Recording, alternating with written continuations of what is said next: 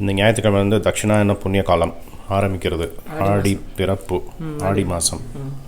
இப்போ ஆணியில் வந்து 32 தேதி இருக்குது. ஸோ ஆடி பிறப்புக்கு நம்ம வந்து என்ன பண்ண போகிறோன்னா தேங்காய் பால் பாயசம், தேங்காய் பால் திருக்கணும். இது அப்புறம் வந்து ஆமை வடை பண்ணலாம்.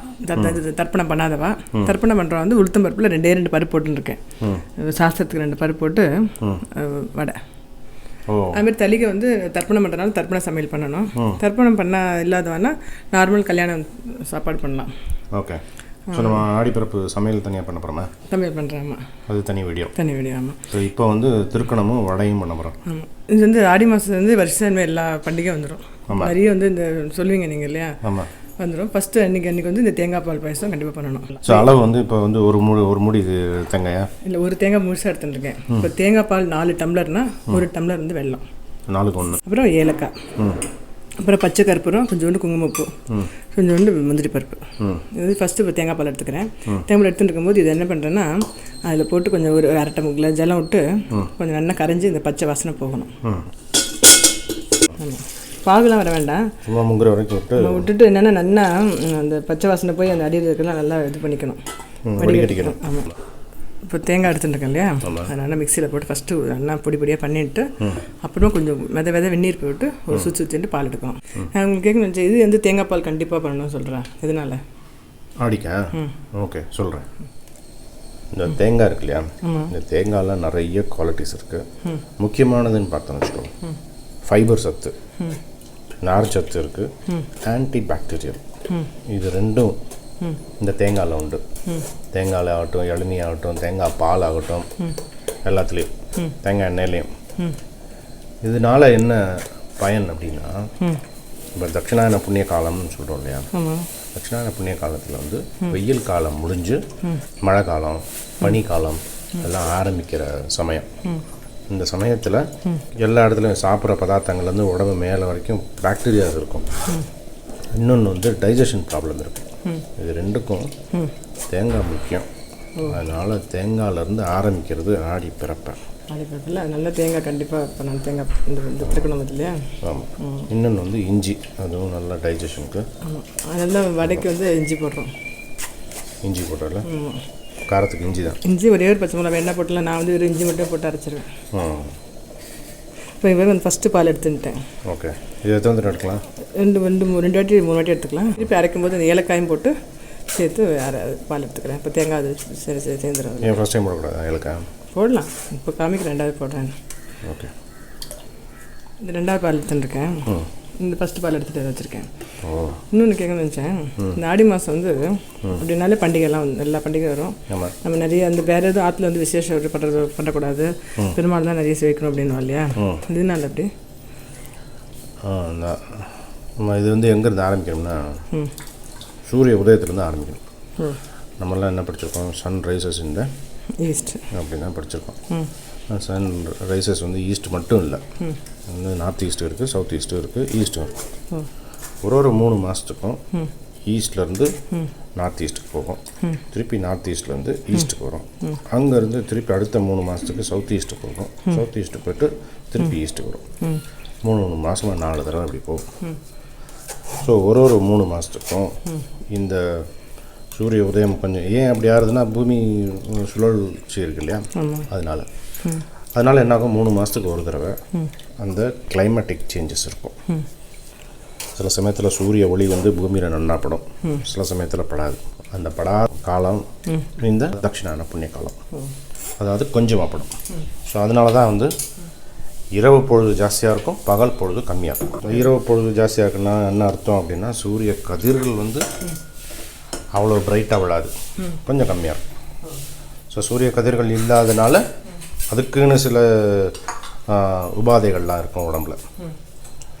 அதனால என்ன பண்ணுவான்னா, அதுக்கு என்னென்ன பேலன்ஸ் வேணுமோ, வாதா பித்தா அப்படின்னு சொல்கிறாங்க இல்லையா, வாதம் பித்தம், அதுக்கு பேலன்ஸ் பண்ணுற மாதிரி என்னென்ன ஐட்டம் இருக்கோ சாப்பாட்டில், கோவில்களில் அதெல்லாம் வந்து இந்த வேப்பிலையிலேருந்து எல்லாம் வச்சுப்பா. எல்லாம் ஆன்டி பாக்டீரியா வந்து உட்காரும் இல்லையா, ஸோ அதை இது பண்ணுறதுக்காக.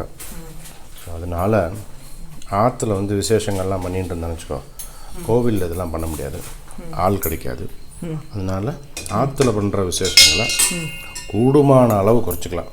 பண்ணப்படாதுன்னு கிடையாது, பண்ணலாம். ஆனால் டைம் கிடைக்காது, வாத்தியாரெலாம் கிடைக்க மாட்டாளே, அவள்லாம் கோவிலில் பிஸியாக இருப்பாள். அதனால குறைச்சிப்பா. கரெக்ட். இப்போ 2 தடவை எடுத்துட்டேன், 2 பால் எடுத்துட்டுக்கேன். அது வடிகட்டிட்டேன் வெள்ளத்தை. இப்போ வந்து இது பண்ணுறேன், இந்த வெல்லம் போட்டுட்டு வெள்ளம் வந்து நல்லா கொதிக்கணும், அந்த பச்சை வாசம் போகணும். கொதிச்சதுக்கப்புறம் இது பண்ணிட்டேன். இந்த 2வது பால் எடுத்தேன், அடுப்பை சிம்லேயே வச்சுக்கலாம். 2வது பாலே விட்டுட்டேன். என்னென்னா ரொம்ப ஜலமாக வேண்டாம்னா அரிசி மாவு அரிசிலாம் போடுவா, நான் போடுறதில்ல. எல்லாருக்கும் பிடிக்கும், ஓரளவுக்கு ஜலமாக இருந்தாலும் நல்லா தான் இருக்கும் அப்படின்னு. இது ஒரு கொதி வந்து ஒரு லேசாக கொதி வரும்போது அந்த ஃபஸ்ட்டு பாலே விட்டுறேன். ஓகே. இன்னொன்று, இந்த ஆடி மாதம் வந்தாலே அம்பாள் நிறைய எல்லா கோயில்லையுமே விசேஷம் பயங்கரமாக இருக்கும் இல்லையா? அது வேப்பல அது கூழ் பண்ணுறது அப்படிலாம். எதனால அப்படி? ஆடியில் வந்து அம்மனுக்கு விசேஷம், புரட்டாசியில் பாதி பெருமாள், பாதி வந்து பித்ருக்கள், மார்கழியில் மகாவிஷ்ணு, கிருஷ்ணன், பெருமாள், அந்த மாதிரி சொல்லுவாள். மாதங்களில் நான் மார்கழி அப்படின்னாரு கிருஷ்ண பகவான். அது மாதிரி அம்பாள் வந்து நமக்கு சொல்லாமல் சொன்னது வந்து மாதங்களில் நான் ஆடி. ஆடியில் வந்து அம்பாளுக்கு விசேஷம். ஆமாம். எதுக்காக அப்படின்னா ஆடி வெள்ளிலாம் ரொம்ப விசேஷம், கண்டிப்பாக பூஜை பண்ணணும். ஆமாம். எதுக்காக அப்படின்னா இந்த சூரியன் அந்த உதயம் பற்றி சொன்னேன் இல்லையா? இந்த ஆடி மாதத்தில், இந்த ஆடி 1ஆம் தேதியிலேருந்து சூரியன் சஞ்சரிக்கிற ராசி வந்து கடக ராசி. இது வந்து நம்ம ஜோசியத்தில் பார்த்தா தெரியும். கடகராசி, கடகராசிக்கு அதிபதி வந்து சந்திரன். ஸோ சந்திரன் அதிபதியான ராசிக்கு சூரியன் சஞ்சரிக்கிற மாதிரி வரும். இப்போ சூரியனுக்குன்னு சில குவாலிட்டிலாம் இருக்குது. சூரியனுக்கு என்ன குவாலிட்டி அப்படின்னா ஆண்மை, கம்பீரம், இந்த மாதிரி. அதே மாதிரி சந்திரனுக்கு சில குவாலிட்டிஸ்லாம் இருக்குது. என்னது? மனோபலம், மனோதைரியம், ஆழ்ந்த அறிவு, தாய் பாசம், இந்த மாதிரி சம்பந்தங்கள்லாம் இதில் இருக்குது, சந்திரனில் இருக்குது. புது பொண்ணுகளுக்கு பையன் பொண்ணுக்கு ஜாதகம் பார்க்கறது கூட பொருத்தம் பார்க்கும்போது எல்லா பொருத்தமும் பார்த்தாலும் சந்திரா பலனும் பார்ப்பான். அதாவது அவளுடைய மனோபலம் எப்படி இருக்கும், அம்மா அப்பா கிட்ட அவள் எப்படி இருக்கா, அவள் 2 பேருக்குள்ள அந்யோன்யம் எப்படி இருக்கும், இதெல்லாம் பார்க்குறது. அந்த மனோபலம், அதனால தான் சந்திரனை வந்து மனோகாரகன் அப்படின்னு சொல்லுவாள். ஸோ யோசிச்சுப்பார், சூரியன் வந்து அதுக்குன்னு ஒரு குவாலிட்டிஸ் இருக்குது. ஆண்மையும் கம்பீரமும், சந்திரனில் வந்து ஆழ்ந்த அறிவும் எடுத்துட்டதுன்னு வச்சுக்கோ, எப்படி இருக்கும் அந்த பர்சனாலிட்டி? சூப்பராக இருக்கும். சூப்பராக இருக்கும் இல்லையா? அதுதான் நமக்கு வேணும். ஏன்னா சூரியன் வந்து சந்திரனுக்கு வராரு. ஸோ சூரியனுடைய குவாலிட்டிஸு வேணும், சந்திரனோட குவாலிட்டிஸு வேணும். சந்திரன் அப்படிங்கிறது வந்து மனோகாரகன், பித்ருக்காரகன் அப்படின்னு சொல்லுவோம். அதனால் இந்த சந்திரனை வந்து சக்தி விஷயமாக பார்ப்பா. சூரியனுடைய வீரியம் கம்மியாகவும் சக்தியோட வீரியம் ஜாஸ்தியாகவும் இருக்கிற நாள் வந்து இருக்கிற மாதம் வந்து இந்த ஆடி. ஸோ சக்தியோட அம்சம் ஜாஸ்தியாக இருக்குன்னா என்ன அர்த்தம்? பெண் சக்தி. அதனால் அம்பாளை வேண்டிக்கிறது. அம்பாள், தாயார், ஆண்டாள், அவாளை வேண்டிப்போம் ஆடியில்.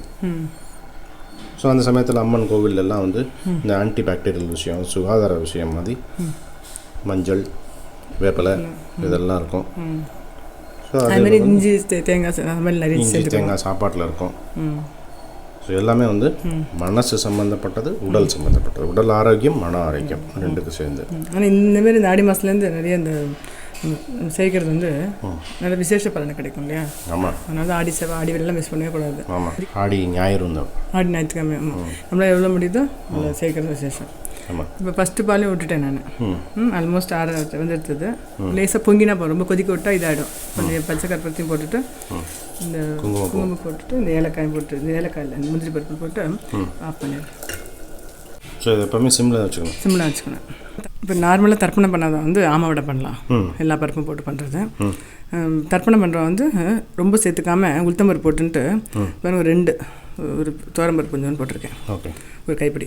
அப்புறம் வந்து இஞ்சி, காரத்துக்கு வந்து இஞ்சி தான், உப்பு அரைச்சிட்டு வடை தட்ட வேண்டியது. இஞ்சி வடை. நம்ம வருஷம் ஆடி மாதத்துலேருந்து நிறைய ஆடி மாத இம்பார்ட்டன்ஸ்லாம் சொல்லின்னு இருக்கோம், அந்த மாதிரி பூஜைலாம் போட்டுருக்கோம்.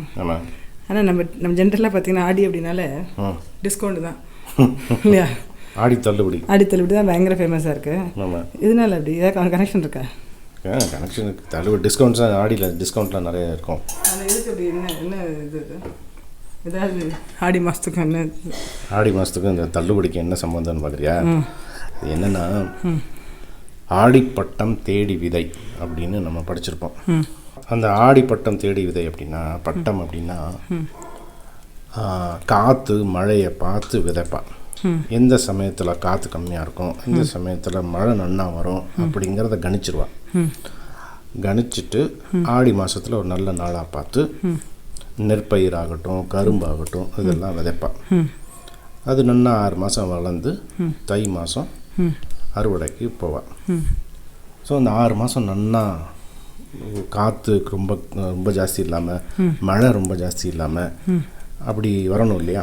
அதுக்கு வேண்டிப்பா ஆண்டாள் சொன்ன மாதிரி மழை வந்து அழகாக வரணும், அடித்து பெரட்டின்னு போகிற மாதிரி வரக்கூடாது அப்படிம்பா ஆண்டாள் திருப்பாவையில்.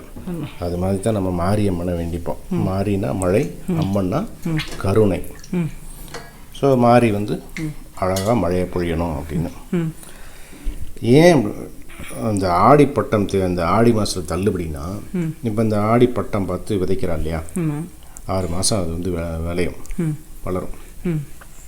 இப்போ இது வந்து மண்ணை உழணும், மண் வந்து காற்று இதெல்லாம் கணிக்கிறதுக்கு ஒரு ஆளை பிடிக்கணும், அதை தேடணும். அவள் எல்லாருக்குமே தெரியும், விவசாயம் பண்ணுறவங்களுக்கு எல்லாருக்குமே தெரியும். அதுக்கு நேரம் செலவழிக்கணும், அப்புறம் விதைக்கணும், இது வேலை பண்ணுறவாளுக்கு சம்பளம் கொடுக்கணும். ஸோ என்ன ஆகுது, இந்த 6 மாதம் வந்து என்னாகும், செலவு ஜாஸ்தியாக இருக்கும். அது ஒரு காரணம். நம்ம வந்து வீட்டில் விசேஷங்கள்லாம் ஜாஸ்தி பண்ணுறது கிடையாது. ஏன்னா இந்த வயக்காட்டில் வேலை இருக்கும், செலவு இருக்கும். ஸோ அந்த சமயத்தில் வியாபாரம் பண்ணுறவாள்லாம் வந்து டிஸ்கவுண்ட்டில் கொடுக்க ஆரம்பித்தா விவசாயிகளுக்கு சந்தைக்கு போகணும் அப்படின்னா அங்கே கிடைக்கிற பொருள்கள்லாம் காய்கறி இதெல்லாம் வந்து தள்ளுபடியில் கிடைக்கும். ஏன்னா அவளுக்கு செலவு ஜாஸ்தி இருக்கிறதுனால தள்ளுபடியில் ஒரு மனித நேயத்தோடு ஆரம்பிச்சது. அப்படியா? ஆமாம். கனெக்ஷன் இருக்கப்போ கனெக்ஷனுக்கு ஆடி தள்ளுபடினா ஆடிப்பட்டம் தேடி விதைன்னு ஞாபகம் வரணும். அதனால் விவசாயிகளுக்காக ஆரம்பிச்சது. இன்றைக்கி நமக்கு எதுக்காக தள்ளுபடினே தெரியாமல் ஏதோ தள்ளுபடி கொடுக்குறான், உண்மையாக தள்ளுபடி இருக்கா அப்படின்னு தெரியாது நமக்கு. ஏதோ தள்ளுபடிமா நம்ம போய் புடவையும் நகையும் வாங்கிட்டு வரோம். டிஸ்கவுண்ட்டில் போய் டிஸ்கவுண்டாலே எல்லாருக்கும் ஒரு சாஸ்திரம் தான். ஆமாம். ஸோ இது வந்து இஞ்சி வடை. இந்த ஆடி மாதத்தில் வந்து சௌந்தரகிரி லக்ஷ்மி சகஸ்ரநாமம், லலிதா சகஸ்ரநாமம், இந்த மாதிரி நிறைய ஸ்லோகம் சொல்கிறது விசேஷம். ஆமாம். ஸோ அதனால் நான் என்ன நினச்சேன்னா, கொஞ்சம் சான்ஸ்கிரிட் தெரிஞ்சால் ஈஸியாக இருக்கும். இப்போ இந்த லலிதா சகஸ்ரநாமம்லாம் சொல்கிறதுக்கு. தமிழில் வந்து நம்மளுக்கு அபிராமி அந்தாதி இருக்கு இல்லையா? அபிராமி அந்தாதி. ஆமாம். அது வந்து தமிழில் எப்போ எந்த குழந்தை கூட சொல்லிடலாம். ஆமாம். ஸோ அதை வந்து நம்ம வந்து இந்த ஆடி மாதம் ஃபுல்லாக சொல்லலாமா? அது எக்ஸ்ப்ளனேஷன் சொல்கிறீங்களா? 100 பாட்டு இருக்குது. 100 பாட்டு இருக்குது. ஒரு நாளைக்கு 5 இல்லை 10 கொண்டு வரலாம். 10 நாள் 10 நம்ம 10 வீடியோக்கு மேலே போடுவோம். ஒரு மாதத்தில் வந்து வீடியோ ஆல்மோஸ்ட் டெய்லி போடுறோம். ஸோ நாளைக்கு தான் விட்டுருந்தோம். ஸோ பாருங்கள் 5 அப்படியா? 5 8. ஓகே. அபிராமி அந்தாதினா அந்தாதி ஆரம்பிக்கிறதுக்கு முன்னால் அபிராமி பட்டரை பற்றி பார்க்கணும். ஆமாம். அதை பற்றி ஃபுல் அபிராமி பற்றி இந்த வாட்டி தெரியாத கூட கற்றுருவா. ஓகே. அதோட பலன் தெரிஞ்சுன்னு வச்சுக்கோங்க, எல்லாருமே ஆசையாக படிப்பாள். ஓகே. ஸோ ஒரு ஸ்லோகம் வந்துருச்சுன்னா அப்படியே வரிசையாக அந்த இன்ட்ரெஸ்ட் வந்து எல்லா ஸ்லோகம் கற்றுருவா. ஓகே. ஸோ அபிராமி வந்து தமிழ் இருக்கனால இந்த வருஷம் வந்து நம்ம அப்படி சொல்லுவோம். ஓகே. எல்லா தளிகளையும் நம்ம வந்து அபிராமி அந்தாதியை பற்றி பார்ப்போமா? இது அடுத்து இது இப்போ வந்து எடுத்துறேன். ஓகே. ஸோ ஆடி பிறப்புக்கு இன்றைக்கி தேங்காய் பால் பாயசமும் இஞ்சி வடையும் பண்ணியிருக்கோம். ஆமாம். உளுத்தம்பருப்பு வடை இஞ்சி போட்டு. ஸோ இதில் பச்சை மிளகாவே சேர்க்கலையா? பச்சை மிளகா சேர்க்கல, இஞ்சி தான் போட்டேன். அந்த உளுத்தம்பருப்பில் 2 துவரம்பருப்பு போட்டேன். கொஞ்சோண்டு துவரம்பருப்பு இருக்குது, ஒரு கைப்பிடி. வெறும் தட்டவன பண்டிகை இருக்கனால நம்ம எந்த பண்டிகையும் விடக்கூடாது. நம்மளால முடிஞ்சது கொஞ்சமாக செஞ்சு பண்ணால் நம்ம குழந்தைல என்ன இருப்பா. ஸோ அதனால் ஆற்றுல எவ்வளோ முடியுறதோ சும்மா ஒரு எண்ணெய் சாஸ்திரத்துக்கு எண்ணெய் போக படணும். ஒரு 2 வடை அந்த மாதிரி திறக்கிற மாதிரி பண்ணணும் எல்லாருமே. ஆமாம். வரிசையாக பண்டிகை வருது. இப்போது வரலட்சுமி நோம்பு, ஆவணி ஆகட்டும், கிருஷ்ண ஜெயந்தி வந்துடுது. ஆமாம். ஸோ இன்னும் கொஞ்சம் எல்லோரும் பிஸியாக இருப்போம். நான் ஏற்கனவே சொன்ன மாதிரி இந்த ஆடி மாதம்ங்கிறது வந்து மன ஆரோக்கியம் உடல் ஆரோக்கியம் 2 சம்மந்தப்பட்ட விஷயம். ஸோ இந்த பண்டிகையெல்லாம் வர்றதுக்கு வந்து எல்லாமே ஒரு காரணம் இருக்குது. அதை வந்து விடாமல் நம்ம பண்ணணும். ஓகே. தேங்க்ஸ் ஜெஷா. ஓகே.